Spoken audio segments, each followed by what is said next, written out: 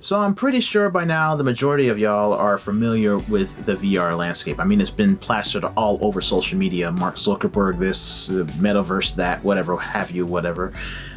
But I will be honest, I'm not 100% familiar with a lot of options as far as the AR space. I mean, sans Google Glass and whatever Magic Leap was creating, that's pretty much, oh, and also the Apple phone-based implementations that they use with some of their emojis and stuff like that, some of those implementations, and I guess by some extent the Pokemon Go stuff. My general knowledge on the scope of the industry and AR is kind of limited. So by now you've probably seen my review about this guy. This is the Valve Steam Deck, a portable gaming PC that you can pretty much take with you anywhere. Redundant, I know, whatever. But the thing with the Steam Deck is the screen is pretty decent, but still, in all seriousness, kind of small.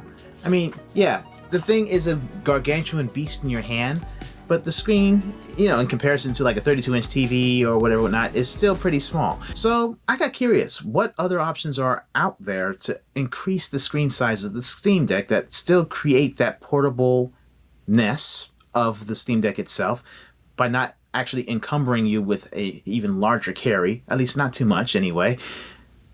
And that is actually available now. Well, thanks to YouTube, of course. Like and subscribe.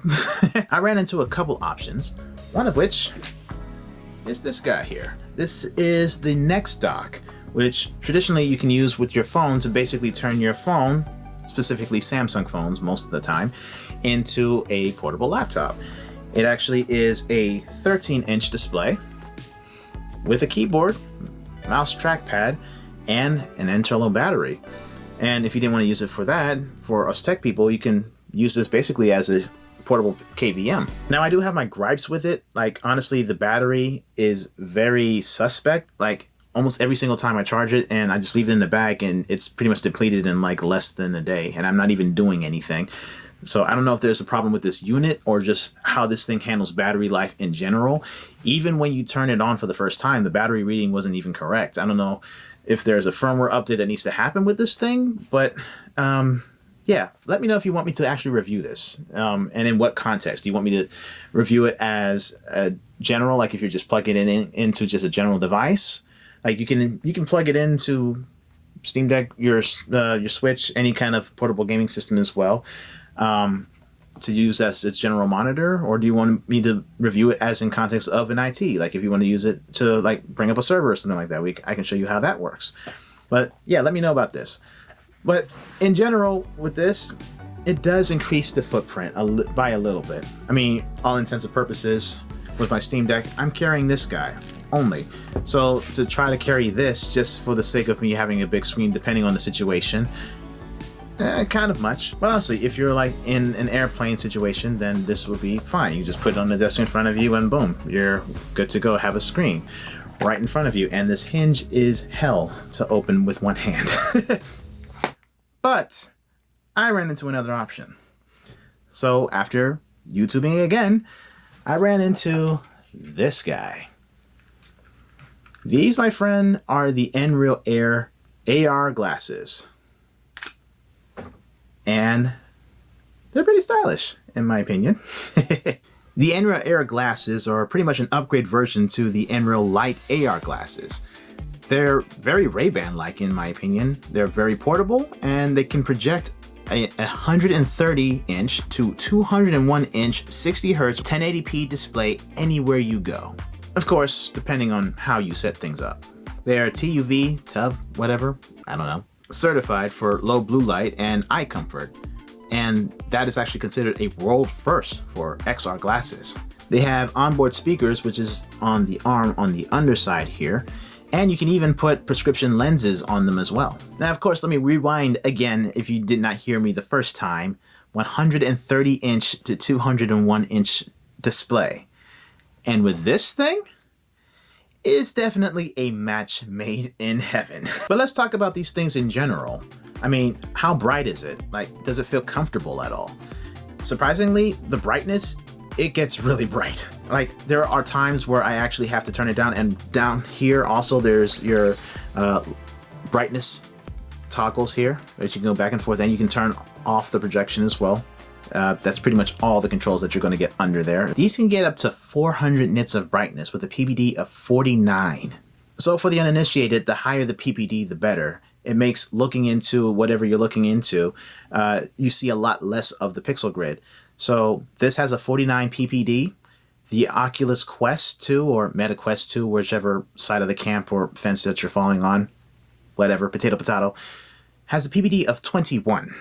It comes with 3 of these little nose guards things that are kind of a pain to pull out, to be honest. And I wish, I guess in a future iteration, that's actually easier to do than what's actually presented here. Because, yeah, it can take a lot of effort if you're not pulling it the right way, which I question if what is the right way. But they do come out. They give you the medium, they give you a small and a large one, obviously, for different nose bridge sizes and stuff like that. But even then, some face makeups actually don't work well with either of them. There's a couple reviews where they said, like, yeah, I've tried all 3 and they basically don't work. But the nice thing I do like about them is that they do give you a lot of customability of how you can wear them, not just from the nose portion. The sides can actually be tilted to up to a 40 degrees. So you have like these clicks. It sounds like it's breaking it, but it's not. That's actually intentional. It's like a machine lock thing that actually changes the angle of how it sits on your face. And on the front, they give you this little black shade thing here, which basically blocks out, obviously, the light. So if you want a more secluded experience rather than the see-through experience, so you can actually see through everything. But here's the cool thing. Even without the black shade, depending on your lighting situation in your room, it doesn't have to be extremely dim or anything like that. If it's like moderate, like probably even now in this lighting condition, you can see very well. I was actually extremely shocked at how well you can actually see through these even without the black shade. There's been times where I've been playing on the Steam Deck without the shades in a modestly lit room with no problems at all. It's honestly striking what kind of image you actually get out of here. Now the thing with these though is that there is no physical battery on these units, so you will be tethered. There is actually a little section right here where you actually put in the wire to tether to whatever device that you're working with, but that's all in an effort to, of course, make this lighter as possible, because this thing can wear on you for a little bit after being on your face for a little bit. Like I do have to take breaks every once in a while, usually in the span of 2 maybe plus hours, depending on what I'm playing and what position my head is in and where I'm laying, etc., because it will put pressure on here if you're not careful.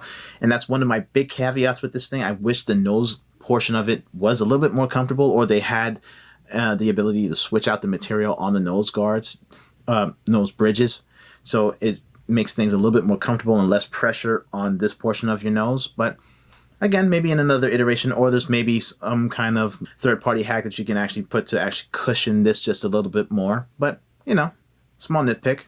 And on the inside, there's also a camera sensor here.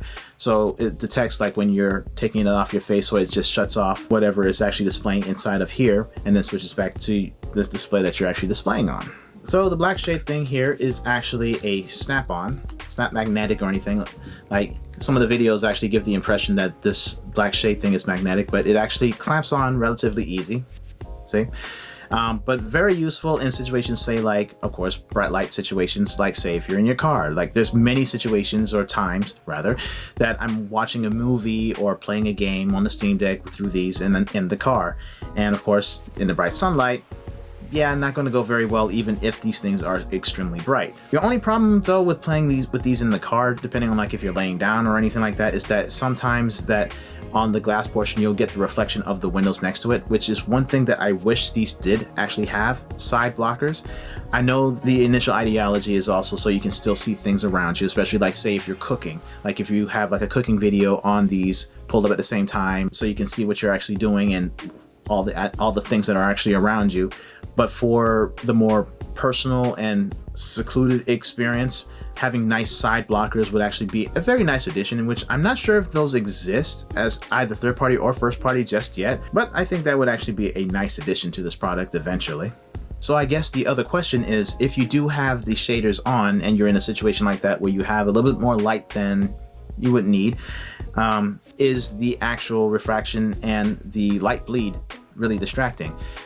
It can be a little distracting, yes, but not to a point where it's so overbearing that it totally detracts from the experience that you're trying to have with them. It's not ideal, but it's fine because these actually do get bright enough to actually keep your attention on the experience itself, that most of the time I'm not distracted with that likely at all. Now, of course, I've obviously bought these specifically for the Steam Deck, but you can actually use these in a productive aspect as well. There's some Mac software that is actually coming out for this where you can actually use this to have virtual displays, so you don't even have to have monitors. You can have like a plethora of virtual displays up.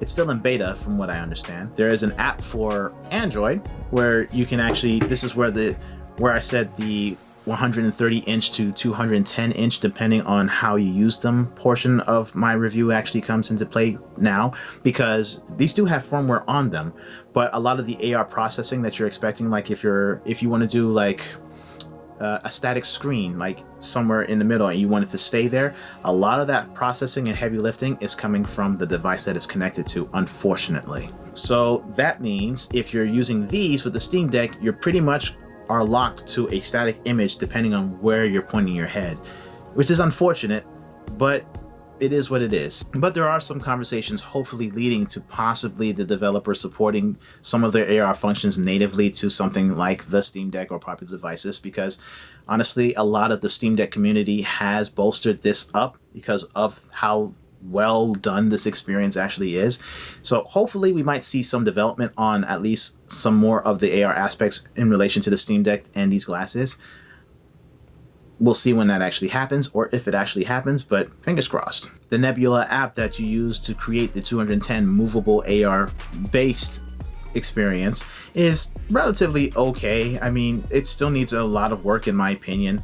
I don't actually see myself using it long term. Like, I wish they actually had a Plex app available to it so I can actually just natively use Plex within this app, so I can have a screen that just locks in place and I can move my head or whatever whatnot. But for now, I'm using Plex on my phone as normal through these glasses, and then just keeping my head in a specific position so I don't make myself sick while watching something. But it would just be a lot more convenient if this was supported on the app natively. So overall, definitely not a bad accessory to complement your arsenal of Steam Deck accessories, like your docks and whatever whatnot. Some improvements that I could see happening with these things later on. I hope a future iteration actually has more hardware level controls, specifically like scaling the screen up bigger or smaller. I understand not being able to have depth of view with these because, you know, that's the AR processing and you have to account for the actual space that the person is actually in, but at least giving us the ability to scale the image up or down just to fit the viewport just a little bit better depending on what you're looking in at would actually be a lot helpful. More comfortable options for the nose bridge, obviously. More color options, I think, would actually also be pretty unique with this. I mean, you can only get it in this black color, which I'm not complaining, but you know, some people, you know, they want red, they want blues, whatever, not. So having different color options with this same style would actually be good, but also other styles, maybe aviators, maybe other designs. Like the older brothers to these are the NREAL lights, which have a different design that kind of looks a little bit more techie, if anything else, but they also have a larger field of view, which is one thing that I wish these also had. Not a big deal, depending on what you're watching, of course, but this is also why I said I wish they had the image scaling capabilities, because sometimes, depending on what you're watching, you'll have like a cutoff around the sides or around the bottom, and you'll have to fiddle around with like the position of this so you can get the screen that you want. And sometimes the bridge here, which has pretty much all the technology, the projector, whatever, whatnot, gets closer to your brow, and sometimes it brushes against your eyelashes. If you have like longer eyelashes, then things start to get uncomfortable. So just having a little bit more control over the image that you're projecting would be a nice addition to a future iteration of this thing. As an additional model, I think you can honestly do without the speakers on the bottom. Like, to be honest, if I'm going to be in a plane or anything, which is also what I wanted these for, instead of actually using a VR headset, I'm more likely going to be using my own headphones anyway. So instead of having speakers here, maybe this might be enough room for a small battery. I'm not entirely sure. Maybe the battery still might be too thick. Maybe the battery might actually add still too much weight. But I think another model without these would also be pretty interesting. And lastly, and I'll give you this one for free, NREAL, maybe a type of service that you can actually model or mold your own nose bridge that fits specifically to your nose type. That makes things a little bit more comfortable, and definitely with different materials also in the process as well. Overall, I think this is one of my favorite tech purchases of this year. This video obviously was not sponsored by NREAL. All of these are my opinions. I honestly have used these every single day, especially at lunch, taking the Steam Deck, plug these in, big screen TV, game playing. These things are amazing, especially even with watching videos, and I cannot highly recommend them enough. They are now available in the US, so before you actually had to go to an eBay seller and then order them from Japan or from the UK, but now they're on Amazon. You can order them directly, so that's a big plus. So yeah, this is my first foray into XR or AR gaming, or experiences, or however you want to position this. So if you actually want to pick these up, links are in the description of where you can get it. Those are affiliate links, so if you want to support the show, that's one way you can actually do so, by actually clicking that link and purchasing it through there. I actually get a small kickback from that. But if you want to support the show even further, I also have my own support links in the description below through either Patreon or other support mediums. You can find all that in that same link below. All right, y'all, I've been your friendly neighborhood creative man, Jamal the Key J Ephraim, here with another Key J review, and I'll see you on the next one. Later.